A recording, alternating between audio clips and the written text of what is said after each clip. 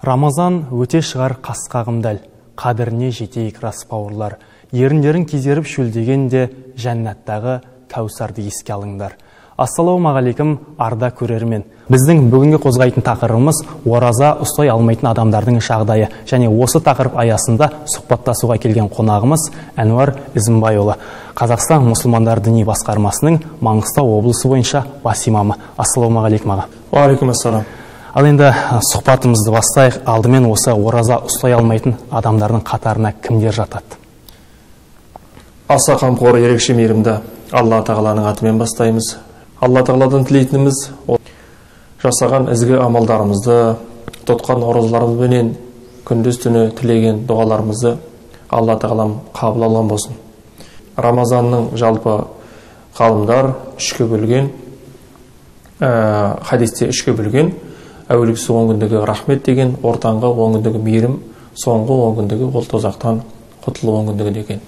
Ендеше осы алғашқы 10 күндікте Алланың рахметі болған 10 күндікте Алланың рахметіне бөленуді бәрімізге нәсіп айлап, осы 10 күндік баршамызға Алланың мейіріміне бөленген құлдардың қатарынан болды. Алла тағала баршамызға нәсіп етсін. Міне, қойған сұрағыңызға оралмастан бұрын шынтып айтында да ислам діні кеңшіліктің діні, ислам діні мейірімнің діні, ислам діні жалпы жеңілдіктің діні. Шынтып айтында да аталған исламдағы парыздарды орындаудан босатылған жандар бар.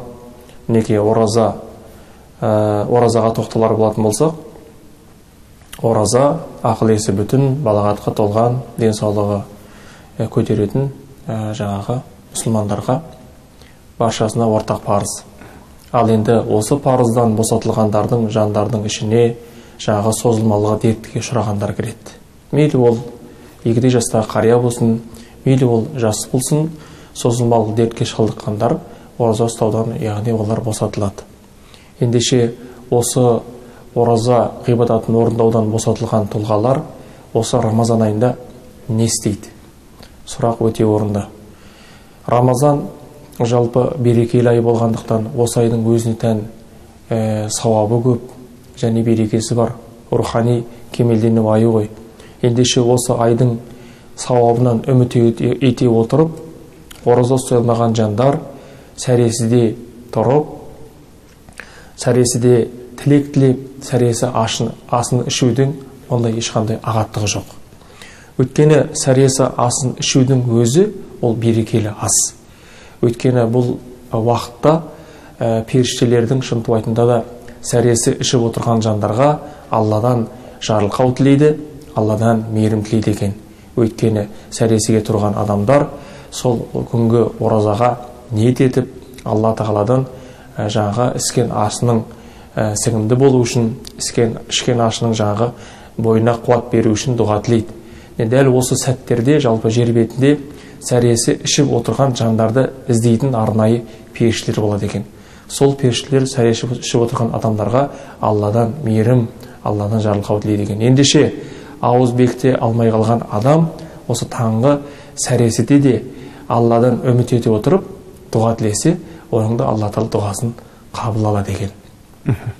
Екінші, сол сәресіден кейін таңғы намазын оқып, Алла тағаладан сол күн үшін береке, сол күн үшін жақсылық тілейтін болса, ол нұр үстіне нұр болады. Содан кейінгі ораза ұстай алмайтын адамның әрекеті күн көтерілгеннен кейін, ораза ұстай алмайтын адам күн көтерілгеннен кейін сәске намазын оқып қойса, нұр үстіне нұр болады. Осы сәске намазына байланысты да пайғамбарымыз оған Алланың сәлеммен салауаты болсын, әрбір таңды атырған адам ағзасындағы денесіндегі 360 буынына садақа беру керек екен. Ал жалпы адамның ағзасында анатомияда 360 буын бар екен. Осы әрбір буынның біз садақасын беруіміз керек екен.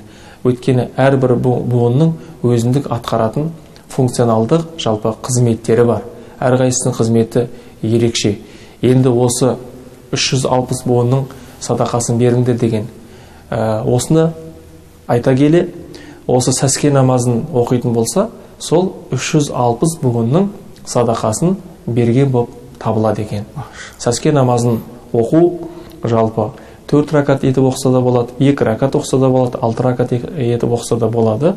Жалпы күн найза бойынан көтеріліп, күн сәске тұсқа келгенше оқылатын күндізгі бір жаңағы мұстахаб амалы, мұстахаб намаз болып бекітіледі.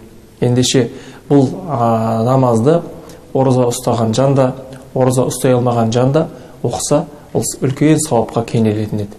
Енді аталған құлшылықтың барлығы бұл орындаса сауап болады да, орындай алмаса ол күнә болып табылмайды. Ендеше 2 ракат намаз оқып, өзіміздің 360 буынымыздың садақасын беріп жатсақ, ол енді ол жеңілдік емес не енді. Шында қарасақ, қандай жеңілдік. Егер әрбір буынға күнделікті түрде белгілі бір мөлшерде қаражат беріп отыратын болсақ, ол көп адамға не істеуі мүмкін? Ауыр тиюі мүмкін. Дәулетті бар адамдарға біліне қоймас, ал бірақ енді тұрмысы төмен, мәселен, жаңағы мұқтаж отбасылар болса, жандар болатын болса, мәселен, олар қалай өтейді? Әрбір ағзасының буынның қалай өтейді өтемін? Міне, 2 ракат намаз оқса, сол буындардың садақасын берген болып табылады деген.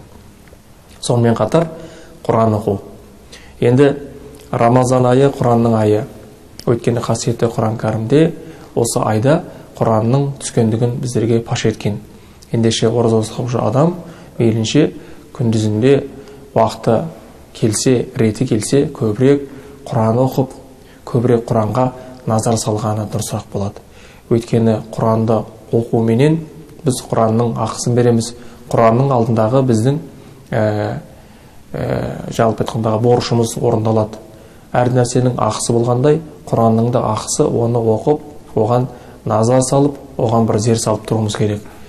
Енді ілгеріде өткен жағы атақты тұлғалардың өмір жолына қарасаңыздар, Рамазан айындағы ең сүйікті амалдар болған. Солардың бірі айтады, мен үшін Рамазан айындағы ең сүйікті амал ол Құран оқу, екінші ауыз бекіткен жандарға ауыз ашар жасау. Олардың жалпы ауыз ашарына қажетті су, құрма тағысындағы нәрселерді беріп, сол кісілердің сауабын алу деген екен. Ендеше Рамазан айының артықшылығы бұл Құран түскен ай болғандықтан Құранға көбірек назар салуымыз керек, Құранға көбірек уақыт бөлгеніміз дұрыс болып табылады. Мейлінше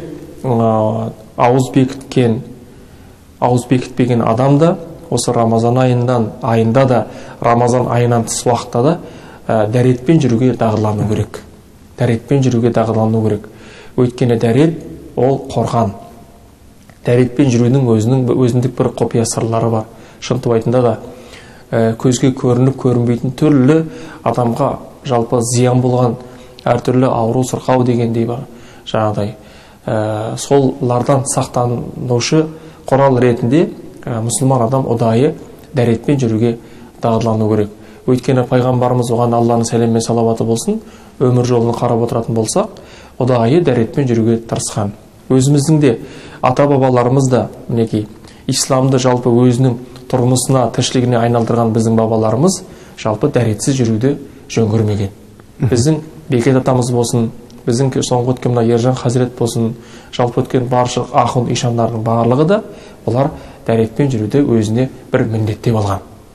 Мінекей, мүмкіндік болатын болса, енді ауыз бекіте алмаған жандар, мен сірә енді аузым ашып қой деп, қоғамдық орындарда, көпшілік жерлерде ас суды ішуді тоқтатқаны дұрыс болып табылады. Рамазан айының құрмет ретінде күндізгі уақытында, яғни жаңағыдай су ішкісі келсе де адамдардан таса, адамдарға көрсетпей ішкені мақұл болып табылады. Өйткені қаншама ораза ұстаған жандардың жаңа көңіліне қаяу түсіп, оның өзі жаңа таңның атысы кештің басы аралығында жаңаға тілі кезеріп, жаңа шөл ғой енді. Сол шөл деп жүрген мұсылмандардың көзінше су ішпегені дұрыс, тамақтанбағаны дұрыс болып табылады екен. Бәрекелді, енді жоғарыда айта кеттіңіз, жалпы ораза ұстай алмайтын адамдардың қатарына денсаулығына байланысты созылмалы ауруға шалдыққан адамдар дедіңіз, сонымен қатар ақыл есі сау емес адамдар дедіңіз. Енді жалпы бұлардан бөлек енді Құдайға шүкір біз қазір қоңыр салқын сәуір айына, мамыр айына келіп қалдық. Осыған дейін, осыдан 2-3 жыл бұрын шілде айында, жаз айларында ораза ұстадық. Аптап ыссы болды.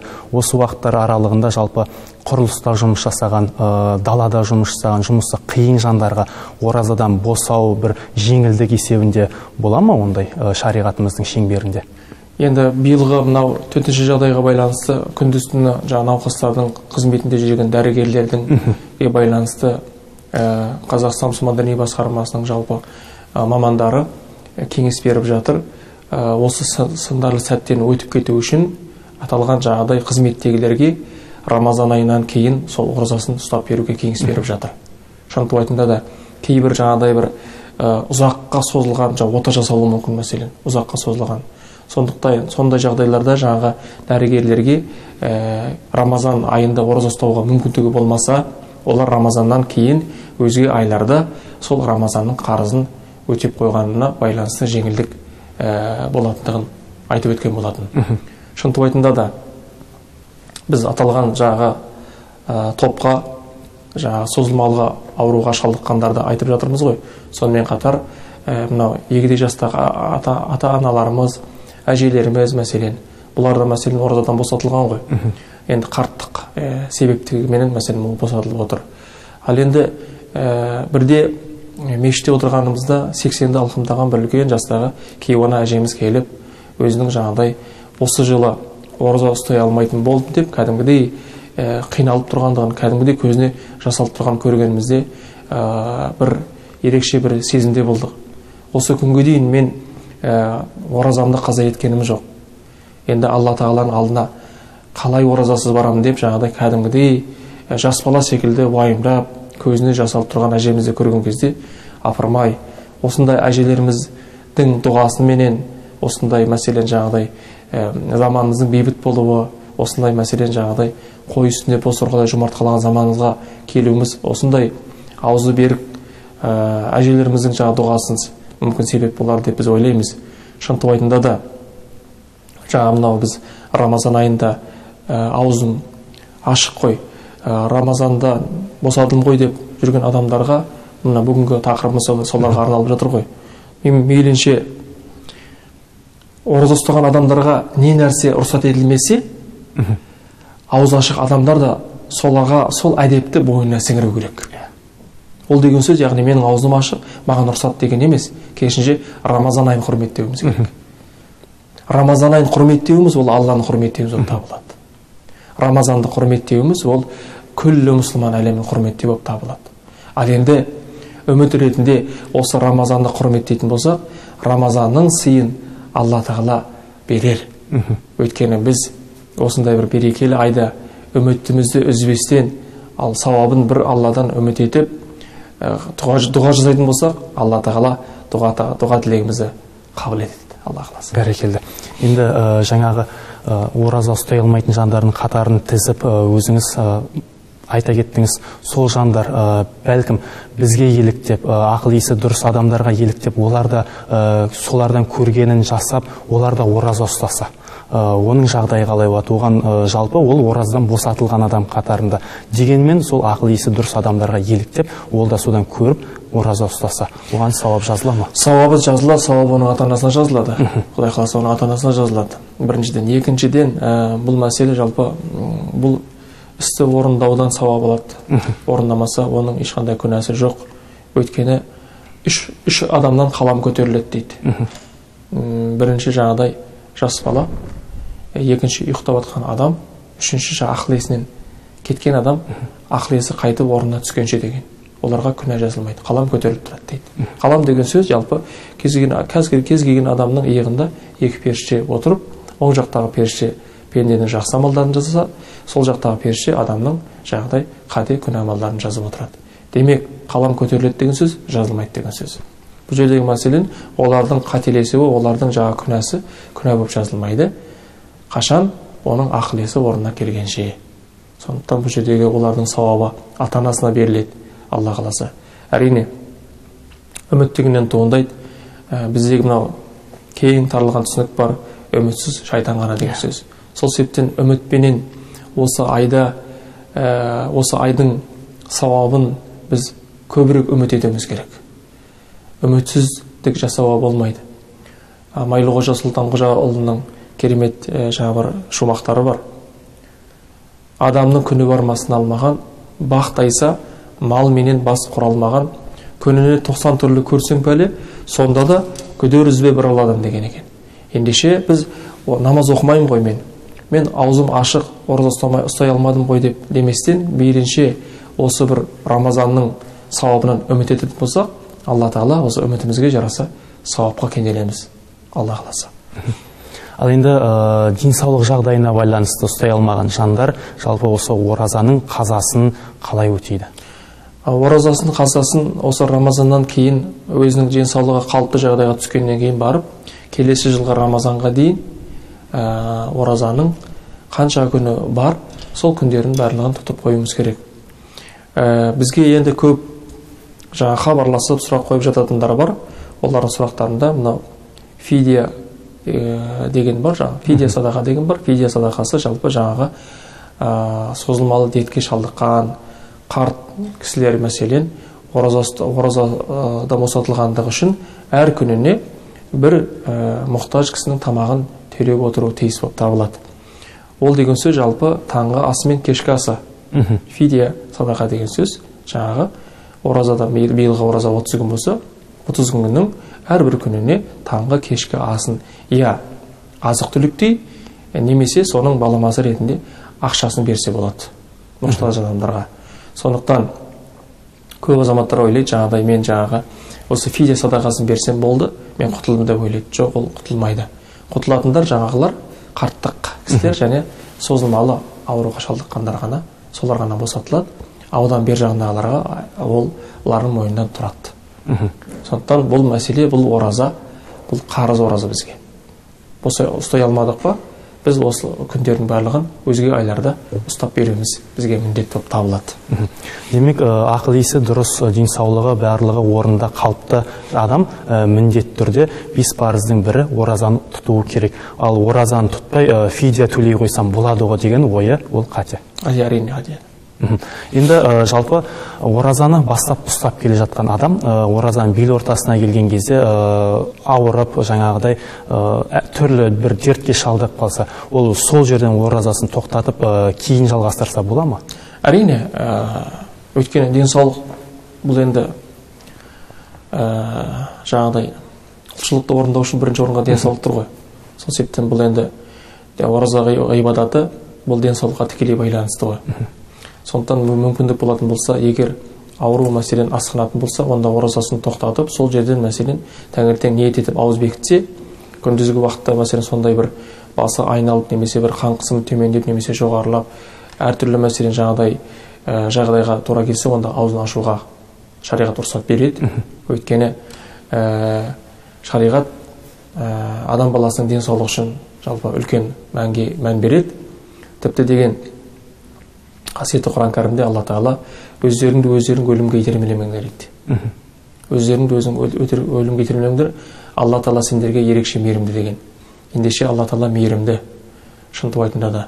Жаңағыдай тұлғалар болса, Рамазаннан кейінгі күндерінде ұстап беруі міндет болып табылады.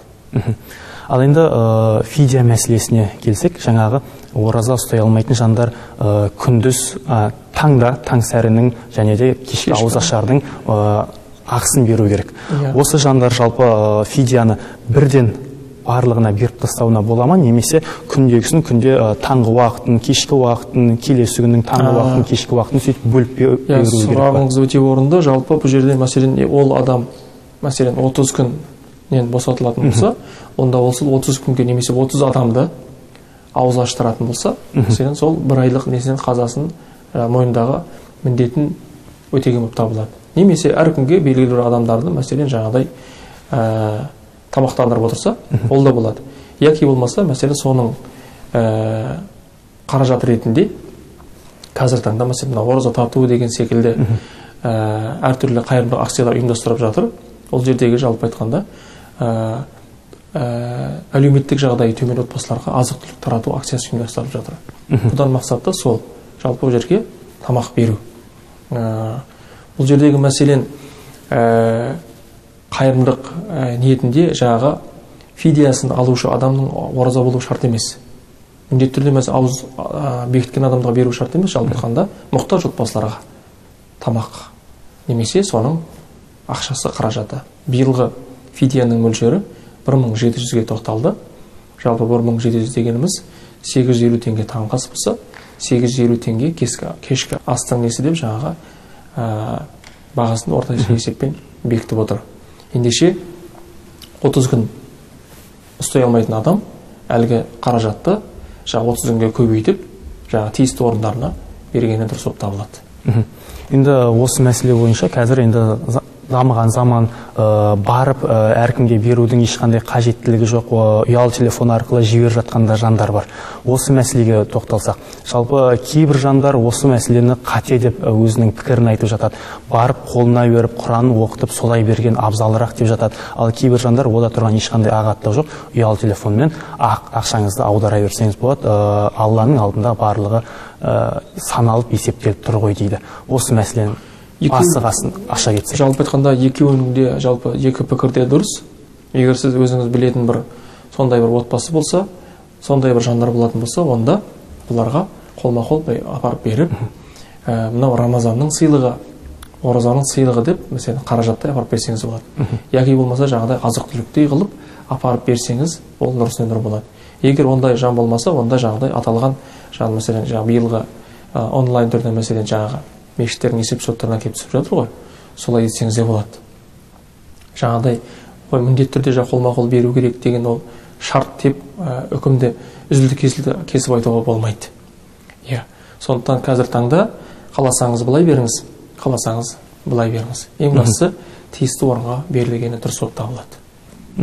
Ал енді мынандай мәселе, жалпы көптеген адамдардың қоятын сұрақтарының бірі, жалпы намаз оқымайтын адамдардың оразасы қабыл бола ма, ораза ұстауларына бола ма, және де осы Рамазан айында намаз оқымайтын адамдар ораза ұстаушы адамдармен бірге тарауық намазына жалпы келулеріне рұқсат етілген ба деген сияқты. Ораза өз алдына бөлек ғибадат, намаз өз алдына бөлек ғибадат. Ғалымдарымыз кейде оразаны намаздан да маңызды ғибадат деп есептейді. Себебі бұның артықшылық болатын себебі таңның атысы кештің батысы аралығында біз ас судан бас тартамыз.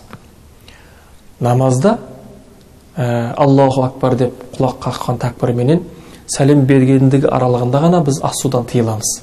Жаман әрекеттен тыйыламыз. Ал Рамазанда таңның атысы кештің батысы аралығында аталған жаңағыдай ішіп жеуден, басқа да қарым-қатынастан, жаман әрекеттен тыйыламыз. Міне ғалымдар осыны негізге ала отырып, ораза намаздан да маңызды ғибадат деген баға берген екен. Ендеше намаз өз алдына бөлек ғибадат, ораза өз алдына бөлек ғибадат. Намаз оқымаушы адам ораза ұстай беруіне болады, және ауыз бекітпеген адам кешкілік уақытта жамағат болып болсын, өзі жеке дара болсын, тараба намазын оқи беруіне болады. Ал енді Рамазанның жалпы күндізі ораза, кешкілік уақытын тарауих намазымызбенен үйімізде нұрға бөлесек, үйімізде бір Алланың бір беріміне, рахымына бөлесек, нұр үстіне нұр емес пе? Сол себептен тарауих намазы тек Рамазанның кештерінде ғана оқылатын намаз. Өзге айларда тарауих намазы жоқ. Тек Рамазан айының кешінде оқылатын ерекше бір намаз. Тарауих намазы. Сол себептен ауыз бекіте алмаған адамда сауабын үміттете отырып, тарауих намазын оқитын болса, тарауих намазына берілетін сауапты Алла қаласа өзіне еншілеп алады. Бәрекелді. Енді келесі сұрақ, жалпы денсаулық жағдайына тағы да бір тоқтала кетейік. Оразасын ұстап жүрген адамның жалпы былай уақытта да дәрі-дәрмек ішетін сәттері болатын болса, сол адамның ораза уақытында дәрі-дәрмек ішу уақыты қалай болады? Бұл жерде мәселе дәрігерлердің кеңесіне жүгінген дұрыс болып табылады. Егер олардың ішуді кешіктіру, оның жаңағы ағзасына қауіпті болатын болса, онда ол әлгі адам жаңағы аузын ашып, дәрісін қабылдайды да, Рамазаннан кейін жаңағы оразасын жалғастырады. Жаңа жоғарыда айтып өткендеріміз ғой. Ал егер ол жаңағыдай ішетін дәрісін сәресі асынан кейін қабылдаса, түстен кейін ішетін дәрісін кешкі ақшам намазына, ауыз ашар уақытына туырлайтын болса, онда тұрған әбестік жоқ. Біліңіз, Рамазан айының оразасын бұзатын нәрсе ол дәрі-дәрмекті қабылдау ғой. Сол себептен бұндай мәселеде міндетті түрде білікті дәрігердің көмегіне, кеңесіне жүгінгендер соп табылады. Мәселен, осы Рамазан айында уақыт етіп кетеді, бел ортасына келгенде, бірақ оразасы аяқталған жоқ деп ұрпақтары солай есептеп, ата-анасының орнына оразасын жалғастырамын. Жалпы біреудің жаңағыдай оқымаған намазын екінші бір адам оқи алмайды. Біреудің тұсалмаған оразасын екінші бір адам тұсалмайды. Сондықтан бұл әрбір жаңағы айтқан сағатқа кіретін жандар бұл оразаның өздері орындағандар соп табылады.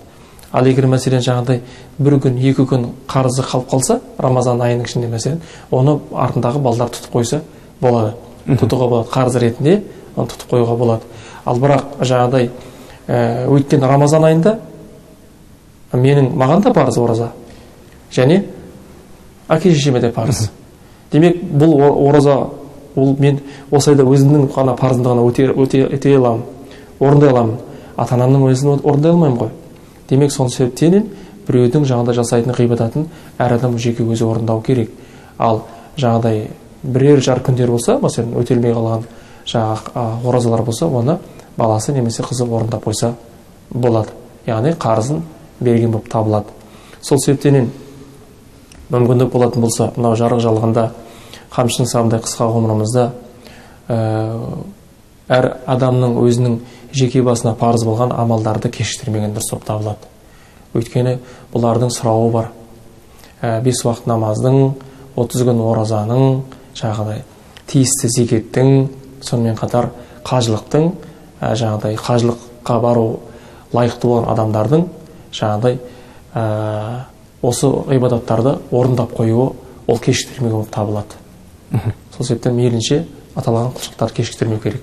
Бәрекелді. Енді Әнуар қажы, керемет сұхбат бергеніңізге сізге көп-көп рахмет. Көптеген көрерменнің көкейінде жүрген сұрақтарына жауап бердік деп ойлаймын. Енді сұхбат соңында өзіңіздің ғибратты бір оқиғаңыз болса, әңгімеңіз болса, сонымен түйіндеп өзіңіздің тілегіңізді жолдай кетсеңіз.